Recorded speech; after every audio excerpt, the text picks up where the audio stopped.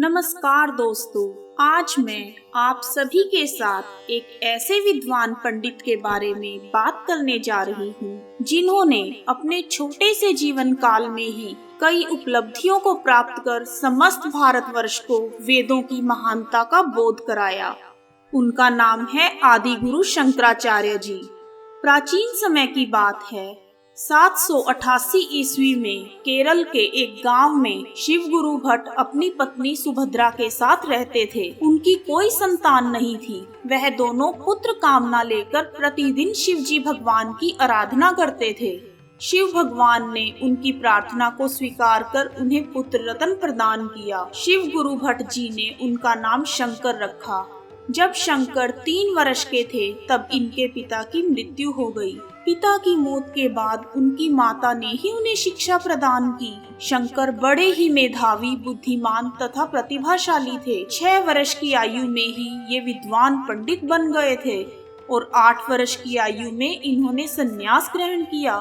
क्योंकि यह अपने माता पिता के इकलौते पुत्र थे, इसलिए इनके संन्यास ग्रहण करने के समय की कथा बड़ी ही विचित्र है। आइए जानते हैं उस रोचक घटना के बारे में। एक बार माता सुभद्रा अपने पुत्र के साथ नदी के किनारे बैठी थी। तब पता नहीं कहां से एक मगरमच्छ वहां पर आ गया और उसने शंकर के पैर को पकड़ लिया।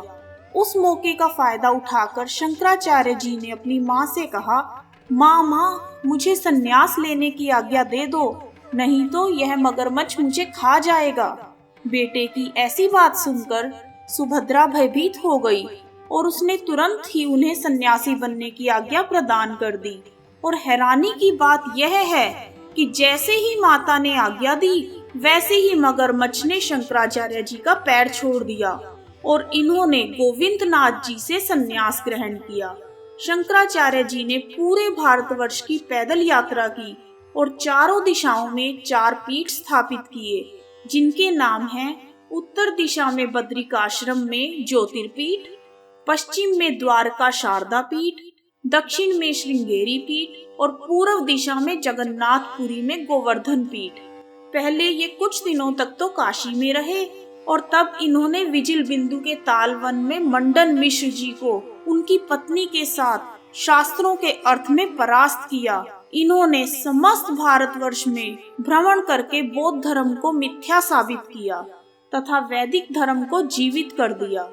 कुछ बौद्ध तो इन्हें अपना शत्रु भी समझते हैं, क्योंकि इन्होंने बौद्धों को कई बार शास्त्रार्थ में पराजित करके वैदिक धर्म की पुनः स्थापना की और 32 वर्ष की अल्प आयु में ही सन 820 ईस्वी में केदारनाथ के समीप ये स्वर्ग सिधार गए। शंकराचार्य जी को वेदों को हिंदू धर्म में पुनः स्थापित करने के लिए आज भी याद किया जाता है। तो दोस्तों, यह था आदि गुरु शंकराचार्य जी के जीवन का एक संक्षिप्त परिचय। क्योंकि आज इनका जन्म दिवस है तो हमने सोचा आइए आज आदि गुरु शंकराचार्य जी को याद करते हैं। आप सभी का शंकराचार्य जी के जीवन परिचय को सुनने के लिए बहुत बहुत धन्यवाद।